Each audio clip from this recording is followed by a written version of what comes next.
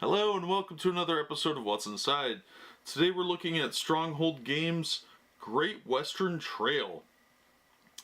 The game designer's series number 7. Now Stronghold puts out some really cool stuff. And this one looks like a resource management type of game. So we got a lot going on here. This is aimed at ages 12 and up. Takes about 75 to 150 minutes. That's an odd time, so probably average around an hour and a half to 2 hours.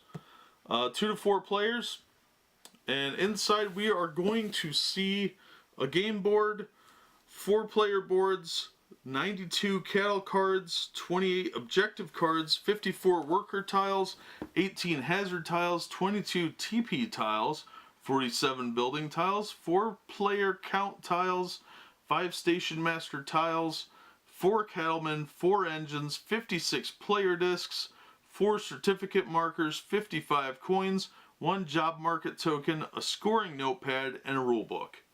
So there's a lot of little parts in here that are probably going to get lost if you're buying this used.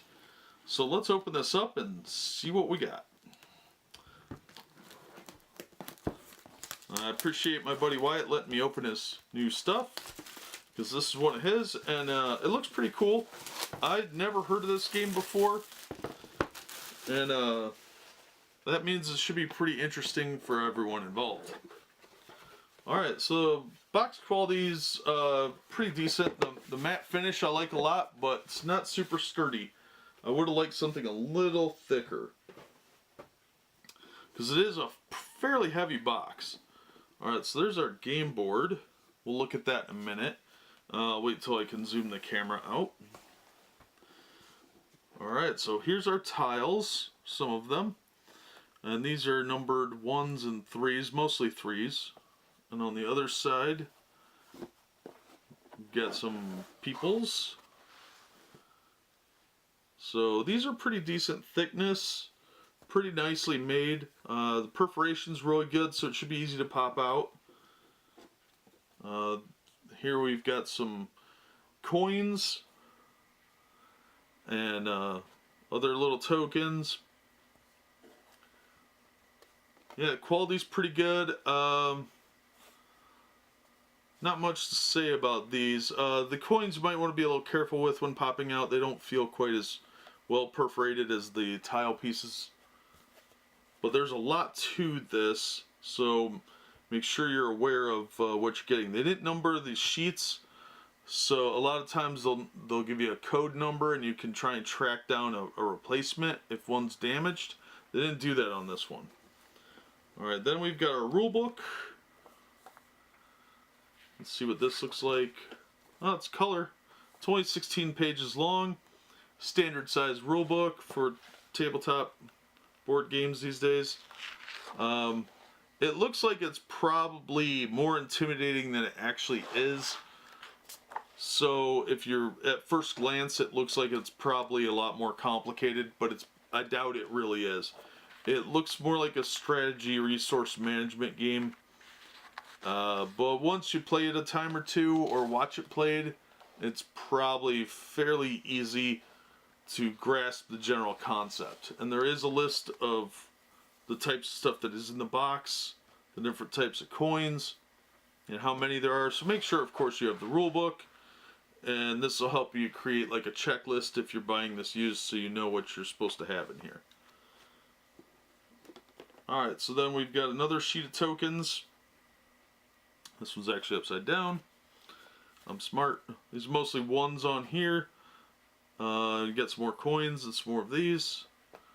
And then on the other side we've got that. Alright, then we've got some more people cards, or tokens rather. It's got that new cardboard smell. Oop, that one popped out.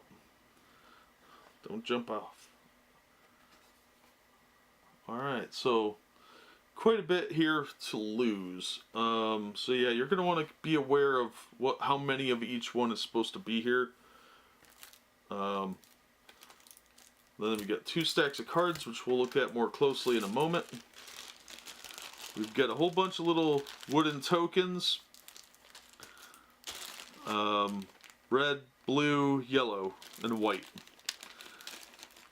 Now there are little meeples in here, one for each color, and they have little cowboy hats on, so they're weirdly cute. Yeah, pretty nicely made actually, pretty sturdy. But it looks like there are one cowboy meeple of each color, and then there is also another meeple of what looks like it's supposed to be a train maybe. So be aware of that. There's one for each color of each. So yeah. And looks like there's quite a few of the discs for each one, and I do see a wooden block in here. There's a yellow wooden block. I don't see anybody else having a... Oh, yep. There's a blue one, white one. Looks like there's a little wooden block of each one, too. So be aware of that. Looks like there's probably about a dozen of the discs. I think I read it a minute ago on the thing. Alright, so here's your score pad. Now this is a fairly thick score pad, but if you're worried about running out, you know, there's always the opportunity to photocopy them, I suppose. It doesn't say anything about copyright or anything on there, so you might be able to. Then they give you a little bundle of baggies for the tokens, which is pretty cool. Then we've got our player boards. There's one for each color. On the back they've got like a little cattle drive image, which is kind of cool. The art's pretty good on here actually, I'm pretty impressed. But there's the blue one, then there's yellow, and then there's a red one, and a white one. All they've done is basically just change the colors. Everything else looks identical. So pretty well laid out. Looks like it's fairly easy to find anything once you get the hang of how to play. So yeah, these are pretty nice. They're actually a little thicker, I think, than maybe the ones in the Cthulhu Wars box. So it's pretty nice cardstock, pretty well printed on here. Nice matte finish.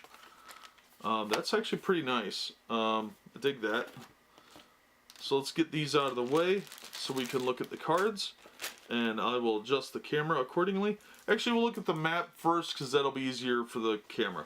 So give me 1 second to switch this out, and we'll be right back.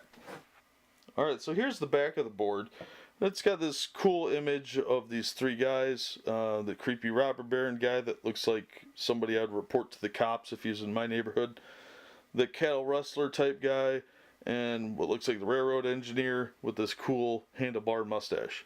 And the cattle drive, TP, train. Pretty cool image. I thought it was really cool that they put it on the back of the board for something to visually look at. So I thought I'd include that in here. So let's look at the other side of the board, the actual play side. There's a little bit of a glare from my light, but you get the general idea.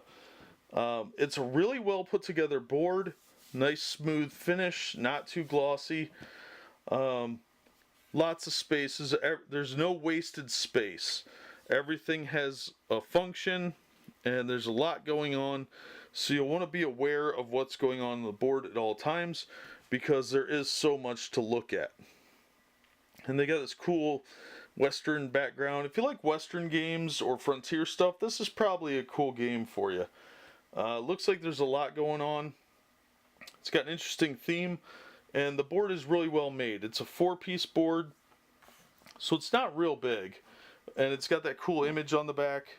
And yeah, so I thought it was pretty impressive. So let me put this away and we'll get to the cards. So here we have our decks, and it's got kind of the same general image as on the back of the board, which I thought was kind of neat, because usually the back of the board's blank and they don't bother with anything. So it was kind of cool to get that poster-like image, I thought. So let's open these up and see what's inside here.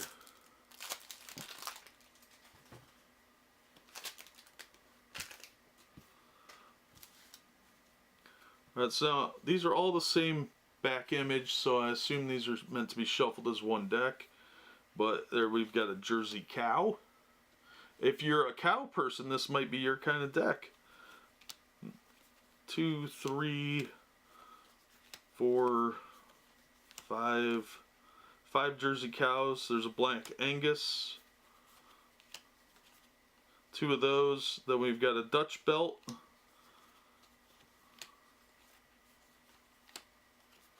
Three of those. And then we're back to the Jersey cow. And then we've got a Guernsey. There's a second Guernsey. Third Guernsey. Oh, we've got another Black Angus.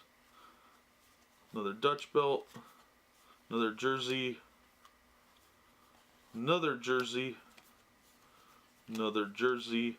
Another Jersey. Another Black Angus. Another Black Angus. Another Black Angus. Dutch belt. Dutch belt. Jersey. Jersey. Guernsey. Guernsey. Guernsey. Dutch belt. Dutch belt. Jersey. Jersey. Jersey. Guernsey. Black Angus. Black Angus. Black Angus. Dutch belt. Jersey. Jersey. Jersey. Guernsey. Guernsey. Dutch belt. Dutch belt. Dutch belt. Jersey. Jersey. Guernsey. Guernsey. Black Angus. Black Angus. Black Angus. Holstein. Threw a loop in there. Another Holstein. Another Holstein. Another Holstein. And lastly, a Guernsey. There's a lot of cows there for your cattle drive.